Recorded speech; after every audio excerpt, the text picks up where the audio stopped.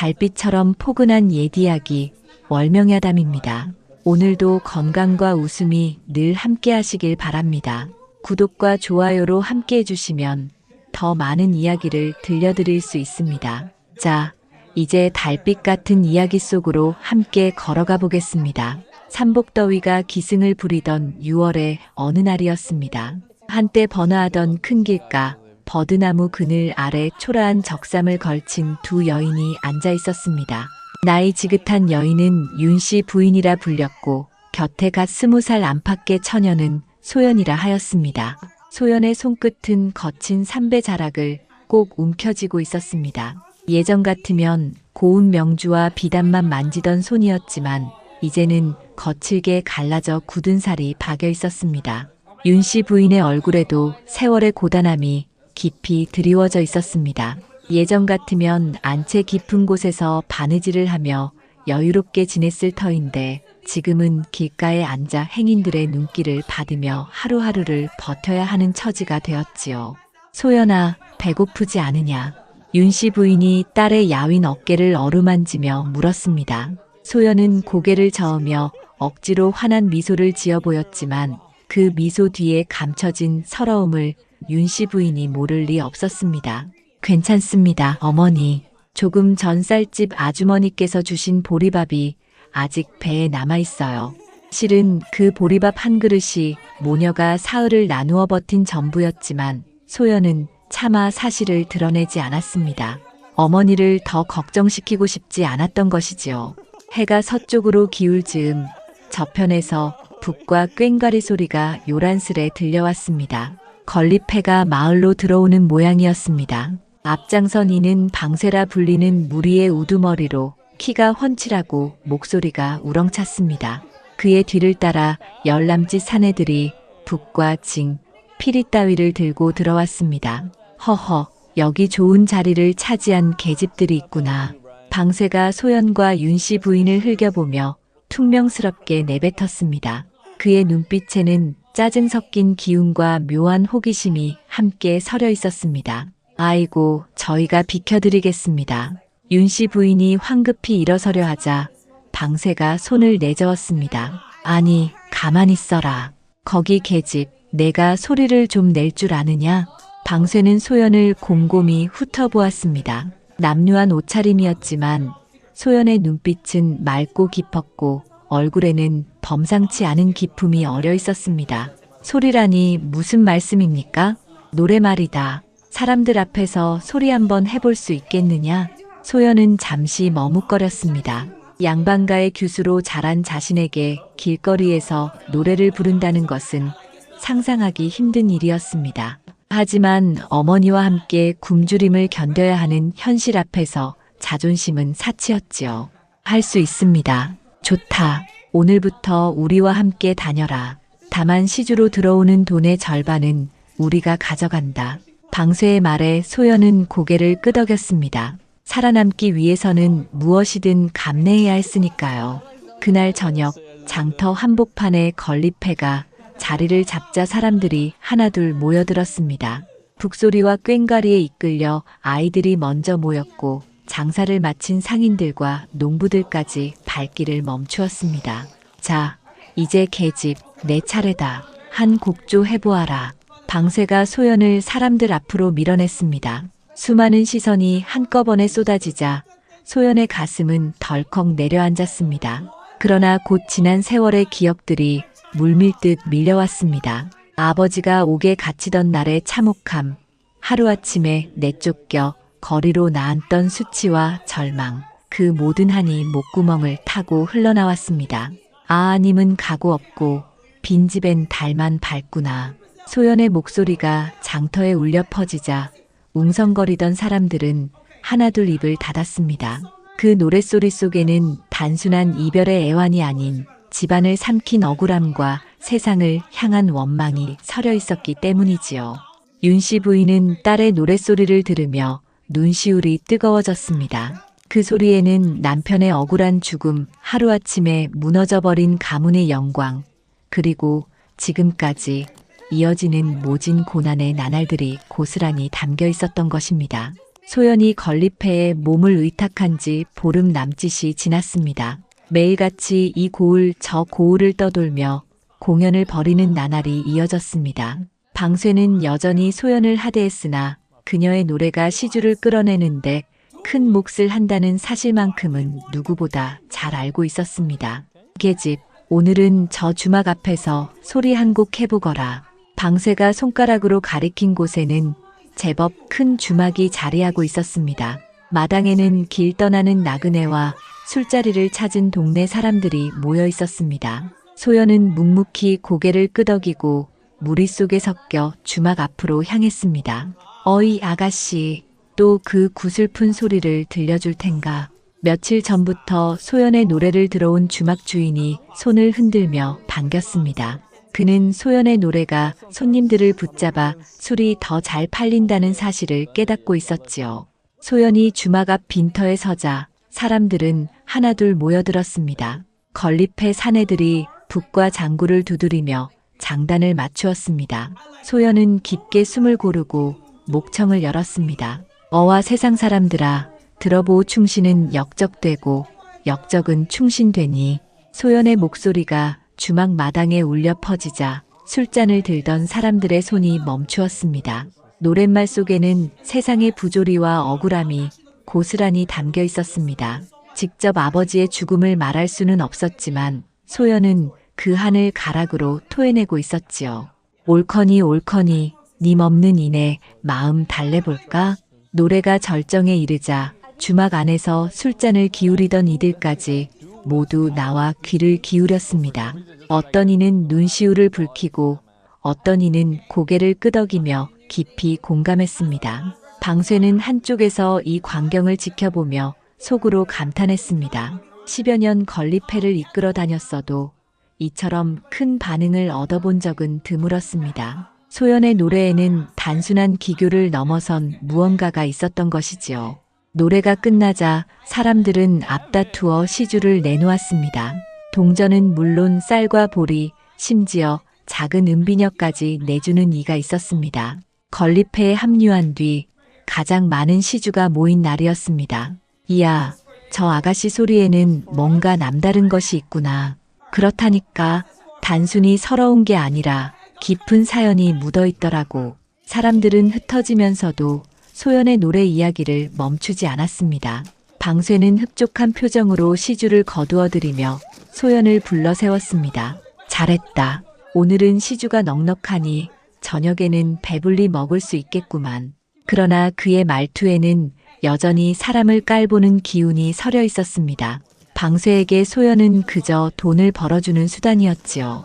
해가 저물자 건립회 일행은 주막에 자리를 잡고 술상을 벌였습니다. 방쇠는 소연을 다른 사내들과 따로 앉혀 거칠게 꾸짖었습니다. 계집, 내 소리는 참 좋다. 허나 너무 구슬프기만 해서는 안 되지. 사람들 귀를 즐겁게 할 소리도 익혀야 할 게다. 소연은 잠시 머뭇거렸습니다. 그녀에게 노래란 단순히 배를 채우기 위한 방편이 아니었지요. 아버지를 향한 그리움, 눌린 한을 풀어내는 유일한 길이었습니다. 방쇠님, 저는 제가 할 수 있는 소리밖에 부를 수 없습니다. 이 계집이 내가 시키는 대로 할 것이지 어디서 말대꾸냐.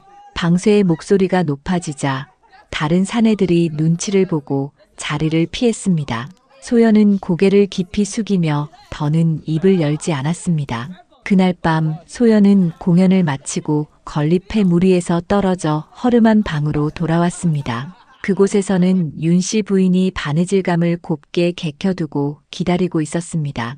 낮 동안 삭바느질로 품삯 몇 푼을 받아온 터라 오늘은 국 한 그릇을 데울 수 있었던 것이지요.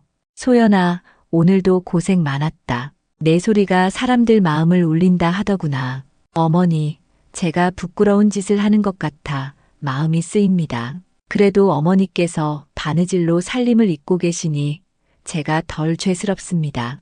윤씨 부인은 딸의 손을 꼭 잡으며 고개를 끄덕였습니다. 사람 사는 길이 다 그런 법이지.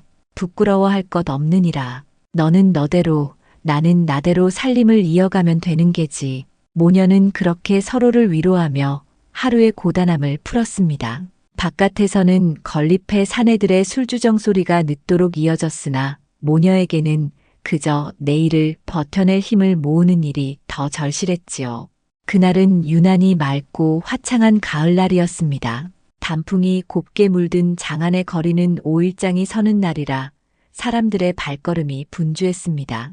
각지에서 올라온 상인들과 농부들이 저마다 물건을 내놓고 흥정을 벌이며 장터는 떠들썩했습니다. 이날 임금께서는 소박한 평상복 차림으로 궁을 나서셨습니다. 곁에는 동부승지 최경진만을 대동하고 백성들의 살림살이가 어떠한지 몸소 살펴보려 하신 것이지요.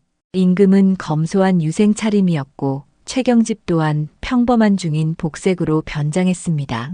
최승지, 오늘은 백성들이 어떻게 사는지 똑똑히 보고 싶구나. 전하, 신분을 드러내지 않으심이 좋겠습니다. 두 사람은 장터 곳곳을 거닐며 물가를 살피고 백성들의 이야기에 귀를 기울였습니다. 쌀값이 작년보다 더 올랐다는 상인의 한탄, 흉년이 들어 고생이 많다는 농부의 걱정들이 임금의 귀에 생생히 들려왔습니다. 해가 서산으로 기울 무렵 장터 한복판에서 북과 꽹과리 소리가 요란스레 울려 퍼졌습니다. 건립회가 공연을 시작한 것이었습니다. 임금께서는 소리에 이끌려 발걸음을 옮기셨습니다. 저기서 무슨 소리가 나는구나. 건립회 무리들이 공연을 하는 듯합니다. 전하. 임금과 최경집이 사람들 틈에 섞여 서 있자 소연이 사람들 앞에 나섰습니다. 그녀는 남루한 옷차림이었으나 눈빛만은 꿋꿋하고 맑았습니다. 소연이 입을 열자 장터는 순식간에 고요해졌습니다.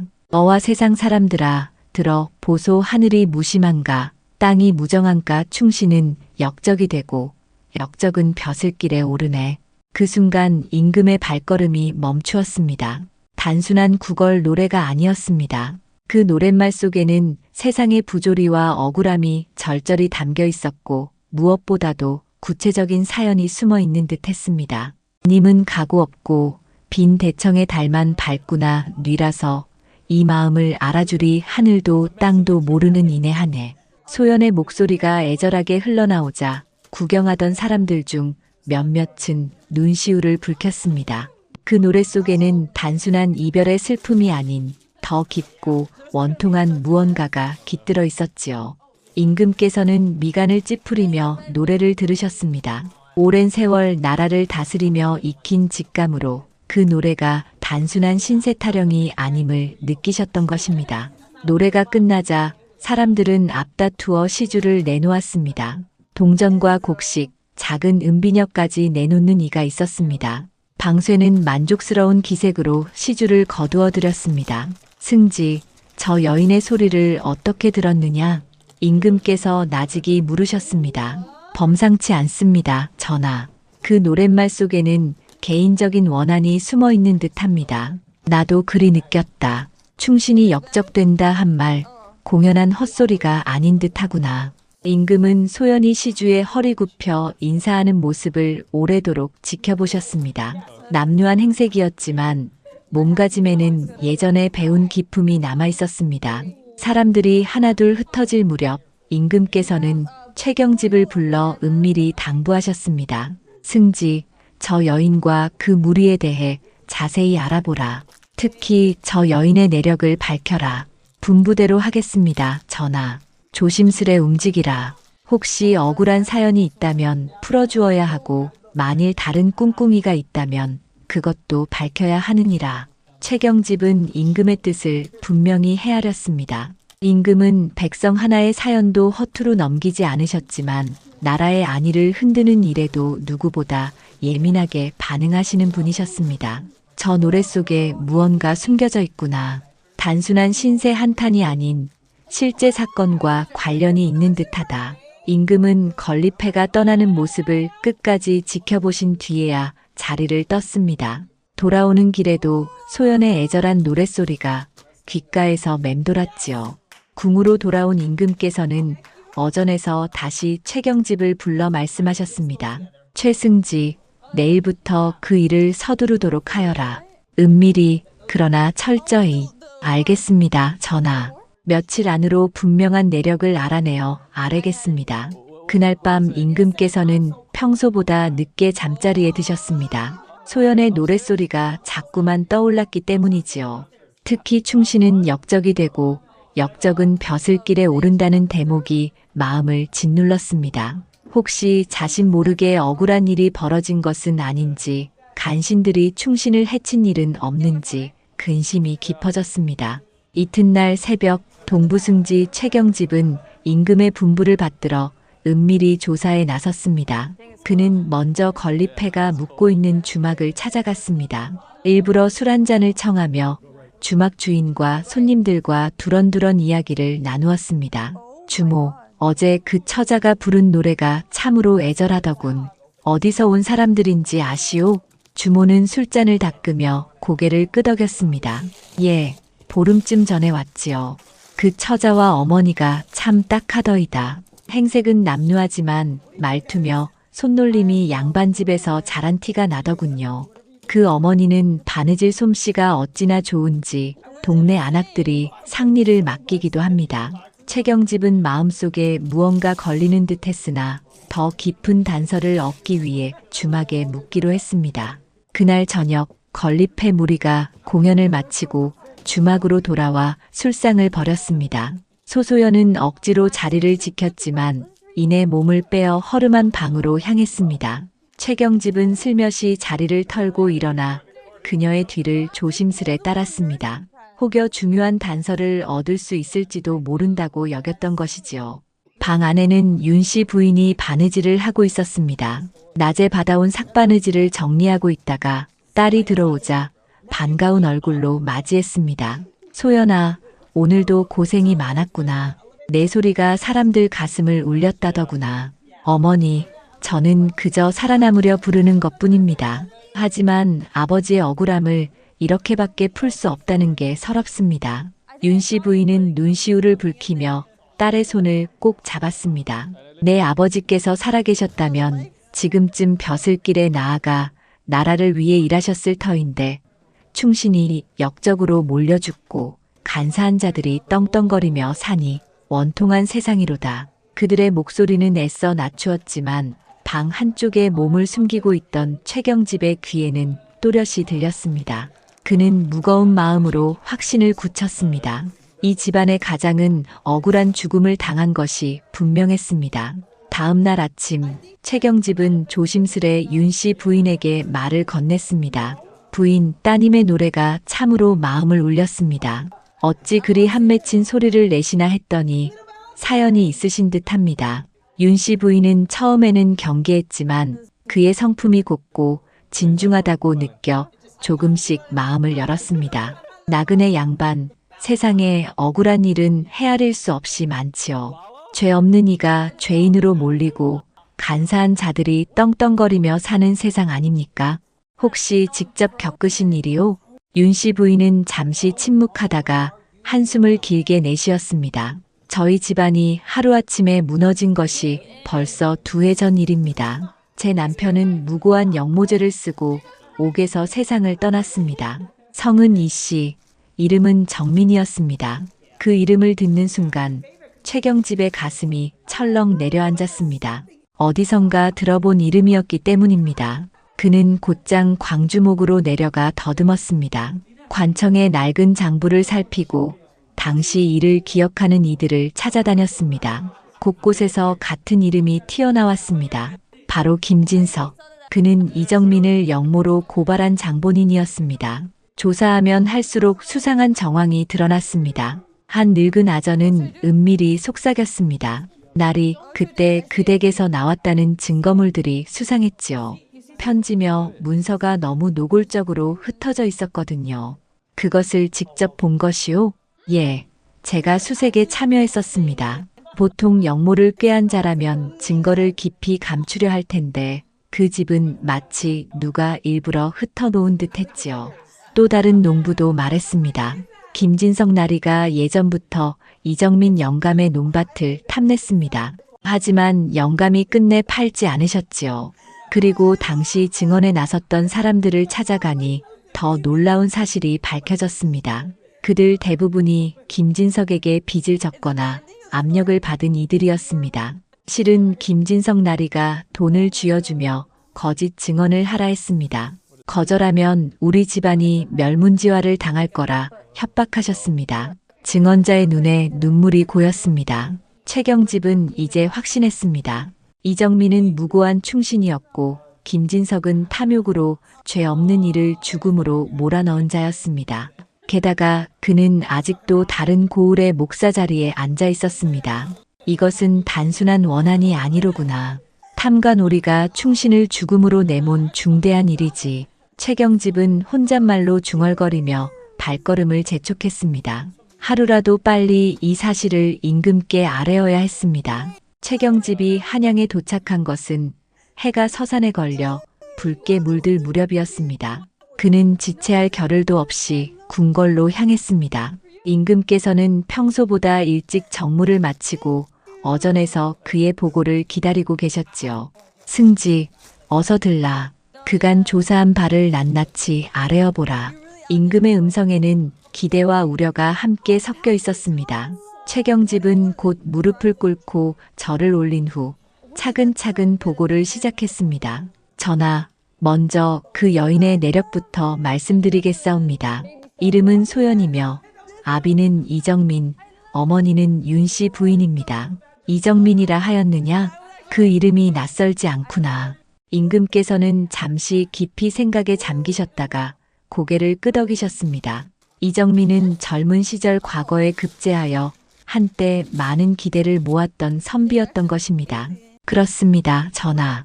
이정민은 2해 전 광주목에서 영모죄로 처형되었사온데 신이 조사한 바에 따르면 이는 철저한 누명이었사옵니다. 최경집은 자신이 확인한 사실들을 하나하나 풀어놓았습니다. 김진석이 이정민의 옥토를 탐내어 거짓 증거를 꾸민 일, 돈과 협박으로 거짓 증언을 사들인 일, 그리고 이정민이 본띠 무고한 충신이었다는 것까지 숨김없이 보고했습니다. 김진석이 그리도 간악한 짓을 저질렀단 말이냐? 임금의 목소리가 차갑게 울렸습니다. 김진석은 지금도 다른 고을의 목사로 재직 중이었고 임금 또한 그를 청렴한 관리로 여겨왔던 까닭이었습니다. 확실합니까? 분명합니다, 전하. 당시 거짓 증언을 했던 이들이 모두 자백하였으며 수색에 나섰던 아전 또한 증거가 조작된 정황을 고백하였습니다. 임금께서는 어전 이곳저곳을 거닐며 분노를 억누르려 애쓰셨습니다. 무고한 신하가 역적으로 몰려 죽고 그 가족이 길거리로 내몰렸다는 사실이 가슴을 후벼 팠습니다. 그렇다면 그 여인이 부른 노랫말의 뜻이 이제야 분명해지는구나. 충신이 역적되고 역적이 벼슬길에 오른다 하였으니 바로 이 일을 두고 한 소리였던 것이로다. 그렇다옵니다, 전하. 소연은 아버지의 억울함을 노래로 풀어내고 있었던 것이옵니다. 최경집은 이어 소연과 윤씨 부인이 집안이 무너진 뒤 어떤 고생을 겪었는지, 지금은 어떻게 연명하고 있는지도 자세히 보고했습니다. 한때 양반가 규수였던 자가 건립회에 몸을 의탁해 노래로 끼니를 잇고 있다니 임금된 내가 어찌 눈 감고 있을 수 있겠느냐. 임금께서는 길게 탄식하셨습니다. 백성을 자식처럼 여기시는 분이었기에 이 같은 억울한 일이 자신이 다스리는 세상에서 벌어졌다는 사실이 더욱 쓰라리셨습니다. 승지, 김진석의 현재 직임과 거처를 알아보았느냐? 예, 전하. 지금은 공주 목사로 재직 중이옵니다. 그 자를 당장 압송하여 오도록 하라. 아울러 이정민의 누명을 벗겨주어야겠다. 임금께서는 곧 조치를 내리셨습니다.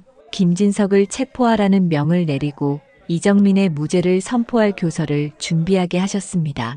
또한 소연 모녀를 불러들여 위로하고 합당한 보상을 베풀어야겠다. 그들이 머물고 있는 곳은 이미 파악하였사옵니다. 최경집은 임금의 뜻을 받들어 곧장 필요한 일들을 서둘렀습니다. 우선 소연 모녀를 안전한 곳으로 옮기고 관청에서 숙식을 제공케 하였습니다. 그날 밤 임금께서는 좀처럼 잠자리에 들지 못하고 어전 안을 거닐며 깊은 생각에 잠기셨습니다. 한 여인의 노래가 이렇게 큰 진실을 드러냈다는 것이 신기하면서도 자신이 백성들의 목소리에 충분히 귀 기울이지 못한 것이 마음을 무겁게 했던 것이지요. 앞으로는 더욱 세심히 백성의 소리에 귀를 기울여야 하겠다. 임금은 혼잣말처럼 다짐하시며 내일부터 펼칠 여러 방안을 마음속으로 그려나가셨습니다. 한편 최경집은 신뢰할 만한 아전들을 불러 김진석 체포와 소연 모녀의 보살핌을 동시에 준비했습니다. 이제야 모든 것이 제자리를 찾게 되겠구나. 그는 안도의 한숨을 내쉬며 다음 날의 일정을 준비했습니다.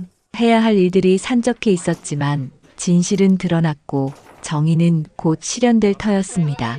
사흘 뒤 공주에서 급보가 날아왔습니다. 김진석이 붙잡혀 한양으로 압송 중이라는 소식이었습니다. 그는 자신을 잡으러 온 포졸들을 보자 그 자리에서 무릎을 꿇으며 용서를 빌었지만 이미 때는 늦었지요. 임금께서는 그가 도착하기도 전에 이정민의 억울함을 벗기는 교서를 먼저 반포하셨습니다. 이정민은 무죄로 판명되었고 그의 명예가 온전히 회복되었습니다. 또한 압수되었던 재산의 일부도 소연 모녀에게 돌려주도록 명하셨습니다. 장안에 이 소식이 퍼지자 사람들은 놀라움과 분노가 뒤섞인 목소리로 수군거렸습니다. 이정민 영감이 무죄였다니 참으로 억울한 일이었구나. 그러게 말일세. 김진석 그놈이 욕심 때문에 무고한 이를 죽였다니. 김진석이 한양에 도착한 것은 이른 아침이었습니다. 그는 족쇄에 묶인 채 의금부로 끌려갔습니다. 한때 떵떵거리던 목사가 죄인의 몸이 되어 끌려가는 모습을 본 사람들은 혀를 차며 탄식했습니다. 의금부에서 국문이 시작되었습니다. 임금께서는 직접 참관하지 않으셨으나 동부승지 최경집을 보내어 전 과정을 지켜보게 하셨습니다. 김진석, 내가 이정민을 영모죄로 고발한 일에 대해 사실대로 말하라. 의금부 당상의 목소리는 엄중했습니다. 김진석은 이내 고개를 떨구었습니다. 소인이 잘못했습니다. 모두 제 죄입니다. 어떻게 땅을 탐내다 그런 짓을 꾸몄는지, 증거를 어떻게 조작했는지, 누구를 매수했는지 낱낱이 자백하겠습니다. 이미 모든 것이 드러난 터라 그는 더 이상 발뺌하지 못했습니다. 내가 한 일이 얼마나 큰 죄악인지 아느냐. 충신을 죽음으로 내몰고 그 가족을 길에 나앉게 했으니 이는 하늘이 용서치 못할 죄다. 당상의 꾸짖음에 김진석은 땀을 뻘뻘 흘리며 연신 용서를 빌었습니다. 그러나 이미 돌이킬 수 없는 일이었지요. 국문이 끝난 뒤 임금께서는 김진석에게 엄한 벌을 내리셨습니다. 관직을 삭탈하고 곤장 100대를 친 뒤 변방으로 유배하도록 명하신 것입니다.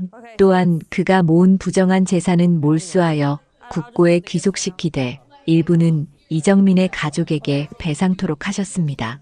형장에 끌려 나온 김진석은 곤장을 맞으며 비참하게 울부짖었지만 그를 동정하는 이는 없었습니다. 오히려 백성들은 서로 손뼉을 치며 말했습니다. 탐관오리는 저렇게 되어야 마땅하지. 이정민 영감의 원한이 이제야 풀렸구나. 한편 소연과 윤씨 부인은 관청의 보살핌을 받으며 지내고 있었습니다. 임금께서는 직접 그들을 불러 위로의 말을 건네셨습니다. 그동안 참으로 고생이 많았구나. 내 아비의 억울함이 이제야 밝혀졌으니 더는 한을 품지 말고 당당히 살아가거라. 전하, 은혜에 감격하여 무슨 말씀을 올려야 할지 모르겠습니다. 소연은 눈물을 흘리며 머리를 조아렸습니다. 윤씨 부인 또한 감격에 겨워 눈시울을 붉혔습니다. 그렇다면 방세와 건립회는 어떻게 되었을까요? 소연이 떠나간 뒤 그들의 공연은 빛을 잃었습니다. 애절한 노랫소리가 사라지자 사람들의 관심도 시들해졌고 시주 또한 현저히 줄어들었습니다. 이상하구나. 전에는 시주가 잘 들어왔는데 그 계집이 없으니 맛이 없어 그런가 보지. 건립회 사내들이 투덜댔으나 소용없었습니다.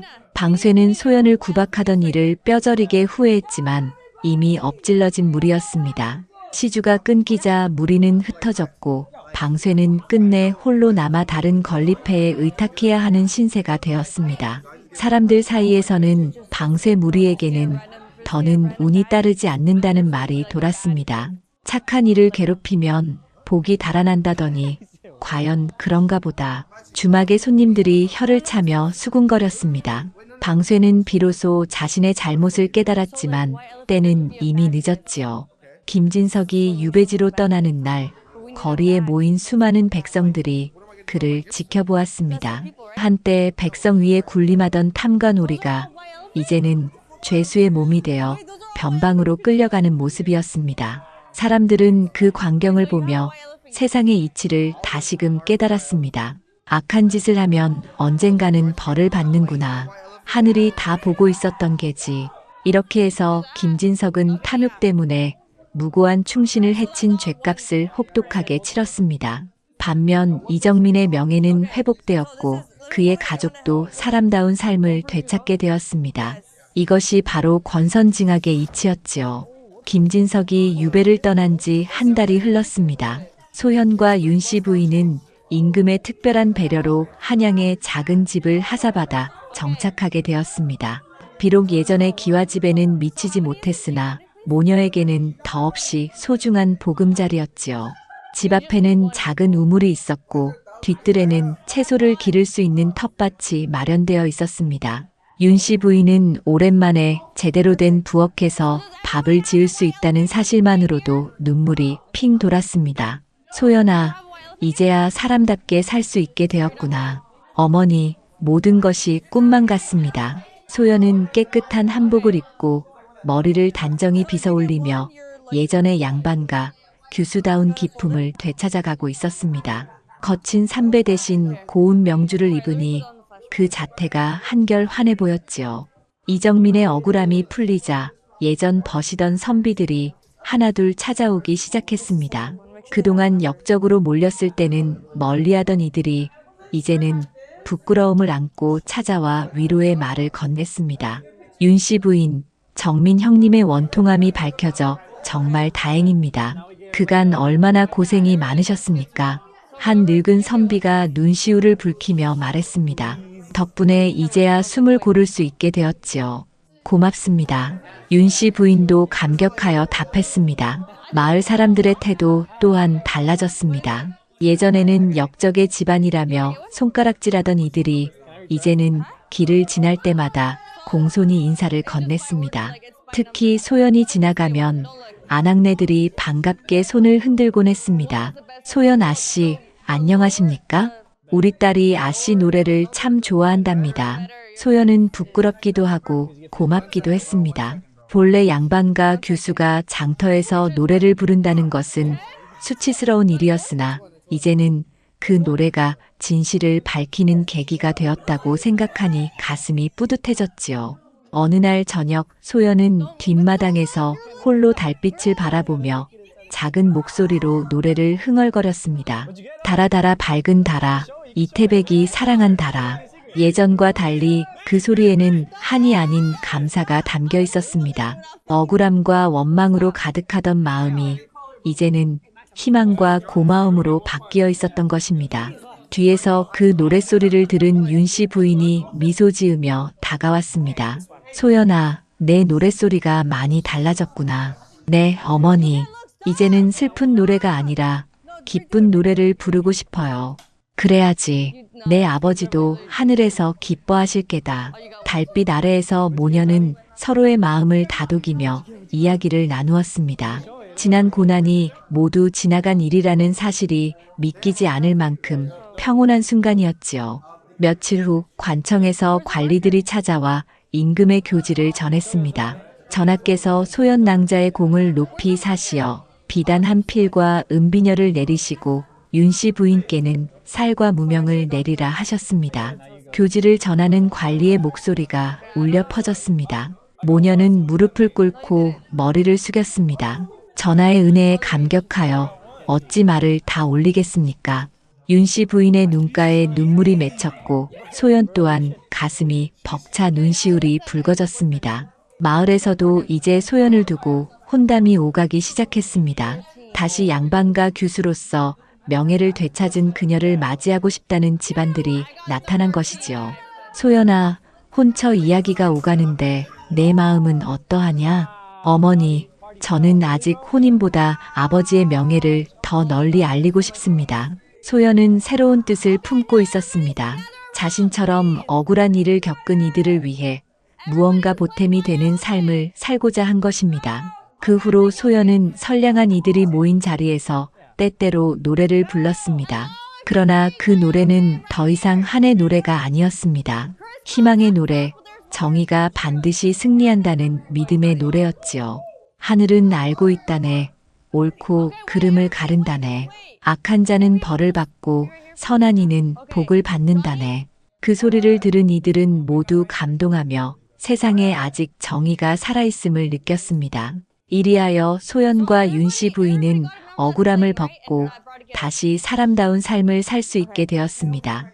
그들의 나날은 이제 원망이 아닌 감사와 희망으로 가득 차 있었습니다. 계절이 바뀌어 다시 봄이 찾아왔습니다. 소연의 이야기가 한양 장안에 널리 퍼진 지도 벌써 1년이 지났습니다.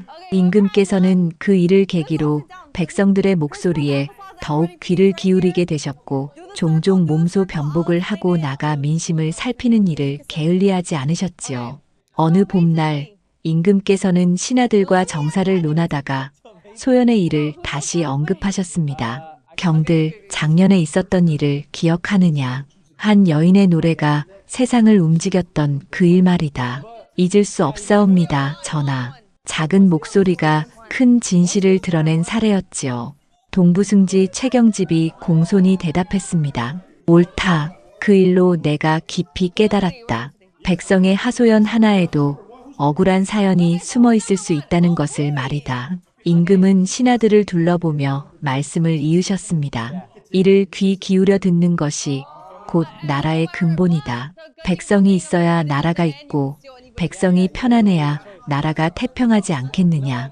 신하들은 모두 고개를 끄덕이며 임금의 말씀을 가슴에 새겼습니다. 앞으로도 각자 맡은 고을에서 백성들의 작은 소리까지 놓치지 말고 들어라.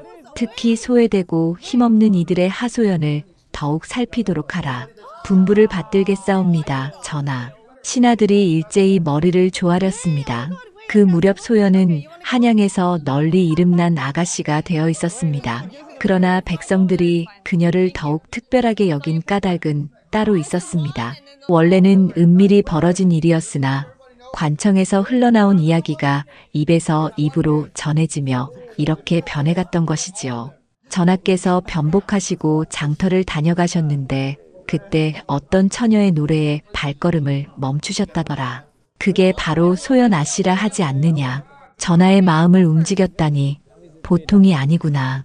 처음에는 관아 사람들 사이의 뒷말이었지만 이내 장안 곳곳으로 퍼져나가며 굳어졌습니다. 사람들은 소연을 임금님의 발걸음을 멈추게 한 자라 불렀습니다. 물론 사실을 모두 아는 이는 드물었으나 백성들에게는 이미 희망과 정의의 상징이 된 별칭이었습니다. 소연 아씨처럼 억울한 일을 겪어도 하늘에 호소하면 언젠가는 진실이 드러난다더라. 그래, 하늘은 다 보고 있으니 걱정 말자. 사람들은 서로를 위로하며 용기를 얻었습니다. 소연의 이야기는 단순한 개인의 사연을 넘어 백성들에게 희망을 주는 전설이 되어 있었지요. 어느 날 소연은 예전에 다니던 장터를 찾게 되었습니다. 그곳에서는 다른 건립회가 공연을 하고 있었고 그 무리 속에 방쇠의 모습도 보였습니다. 그는 이제 다른 패거리의 일원이 되어 북을 치고 있었으나 예전의 기세는 찾아볼 수 없었습니다. 방쇠는 소연을 알아보고 잠시 북치는 손을 멈추더니 이내 다가와 깊이 절을 했습니다. 소연 아씨, 그간 평안하셨습니까? 예, 그간 안녕하셨는지요. 소연의 목소리는 담담했습니다. 그녀는 이미 모든 원망을 내려놓았던 것이지요. 그때 내가 아씨를 심히 구박하였지요. 부디 용서해 주십시오. 방쇠의 눈빛에는 후회의 빛이 가득했습니다. 소연이 떠난 후 무리가 몰락하면서 그는 많은 것을 깨달았던 것입니다. 이미 다 지나간 일입니다. 더는 마음에 두지 마시고 몸 건강히 지내시지요. 소연은 더 말하지 않고 자리를 떠났습니다. 뒤돌아보지 않는 그녀의 뒷모습에서 방쇠는 비로소 진정한 품격이 무엇인지 깨달았습니다. 임금께서도 때때로 소연 모녀의 안부를 물으셨습니다. 그들이 평안히 지내고 있다는 소식을 들을 때마다 마음이 흐뭇해지셨지요. 저번 일을 통해 과인은 도리를 다시금 깨달았다. 백성의 작은 소리에 더욱 귀 기울이는 군주가 되어야겠다. 임금이 혼잣말처럼 다짐하시자 옆에 있던 동부승지 최경집은 가슴 깊이 감동했습니다. 계절이 또 바뀌어 가을이 되었습니다. 소연은 한 젊은 선비와 혼담이 오가고 있었습니다. 그는 소연의 기계와 지조를 흠모하여 혼인을 청한 이였지요. 소연아, 이제 정말 새로운 삶이 열리는구나. 윤씨 부인이 흐뭇하게 말했습니다. 어머니, 모든 것이 하늘의 뜻인 듯합니다. 지난 고난이 있었기에 지금의 행복이 더욱 소중하게 느껴져요. 모녀는 서로를 바라보며 고개를 끄덕였습니다. 그들의 삶은 이제 한과 원망이 아닌 감사와 희망으로 물들어 있었습니다. 그 무렵 임금께서는 동부승지 최경집을 불러 은밀히 명하셨습니다. 승지, 내일 새벽 다시 변복을 하고 백성들의 삶을 살펴보고자 한다. 그대도 함께하라. 분부를 받들겠사옵니다, 전하. 이윽고 임금과 최경집은 다시금 발걸음을 백성들 속으로 옮기셨습니다. 그들의 눈앞에는 또 다른 민심의 소리가 기다리고 있었지요.